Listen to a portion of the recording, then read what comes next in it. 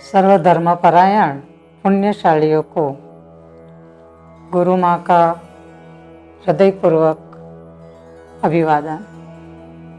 ध्यान और भक्ति कितना प्यारा शब्द है। सभी लोग चाहते हैं कि इसके ऊपर कुछ न कुछ समझाया जाए। ध्यान शब्द ऐसा है कि सभी को सुनने में बहुत अच्छा लगता है। लोगों के सामने बोलने में मजा आती है ना, थोड़ा अपना एक ईगो बढ़ता है। क्या करते हो? मेडिटेशन करते हैं। कितना अच्छा लगता है बोलने में, लेकिन समझ में नहीं आता है कि exactly what is the meditation, ध्यान क्या है, नहीं समझ में आता। फिर भी किसी को बोलने में बहुत अच्छा लगता है, लेकिन किसी को अगर बोलना है कि हम भक्ति करते हैं, इतनी मजा नहीं आती है ना भक्ति शब्द बोलने में। क्यों? क्योंकि ऐसा लगता है कि कुछ ऑर्थोडॉक्स, कुछ पुराना, कुछ बूढ़े लोगों का काम समझ नहीं पा रहे ना, इसलिए ऐसा लगता है कि अब मॉडर्न हो गए, हम लोग ध्यान कर रहे हैं। लेकिन सही मायने में दो पंथ हो जाते हैं, दो प्रकार हो जाते हैं, सांप्रदायिकता और आध्यात्मिकता। सांप्रदायिकता जो है वो बुक को फॉलो करते हैं, आध्यात्मिकता जो है वो ज्ञान को फॉलो करते हैं। और ज्ञान को फॉलो करने के लिए हमें ध्यान मार्ग में उतरना पड़ता है। तो क्या आप जानते हो कि ध्यान के कितने प्रकार हैं? How many types of meditations are there? नहीं, आप इतना ही जानते हो कि हम आंख बंद करके बैठ गए, हमने ध्यान कर लिया।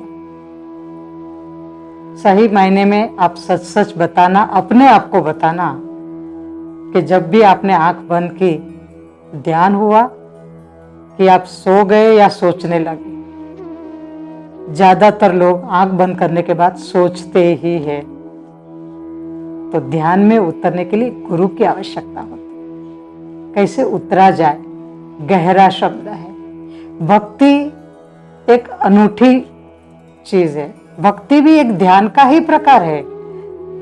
लोग उसे अंधश्रद्धा में डाल देते हैं कि भाई ये अंधश्रद्धा वाला काम है। अंधश्रद्धा नहीं है। जिन्हें भक्ति करनी आई उसे ध्यान करना अपने आप आ जाता है। तो भक्ति भी ध्यान का एक दूसरा पहलू है, लेकिन कैसे करे इसे समझना है। जब तक इसे गहराई से नहीं समझते तो ध्यान समझ में भी नहीं आएगा। बोलने में सिर्फ अच्छा लगेगा, लेकिन समझ में नहीं उतरेगा। तो समझने के लिए, ध्यान और भक्ति दोनों को समझने के लिए उसमें उतरना पड़ेगा। जैसे एक इंसान तैरना सीखना चाहता है कि भी तैरना है मुझे, तो क्या वो किताब लेकर बैठेगा? नहीं, उसे कूदना पड़ेगा।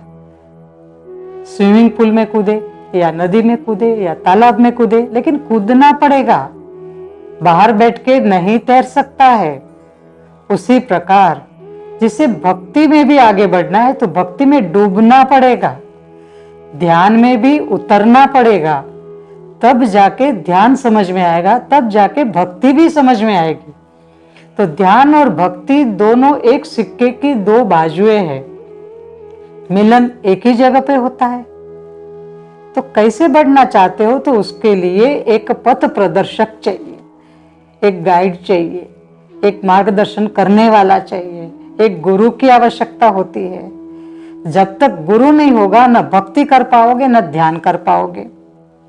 न ध्यान किया, न भक्ति किया, तो फिर एक ही बात आपके पास रहेगी, टेंशन, तनाव, हताशा, निराशा, चिंता, व्याकुलता। फिर करोगे क्या?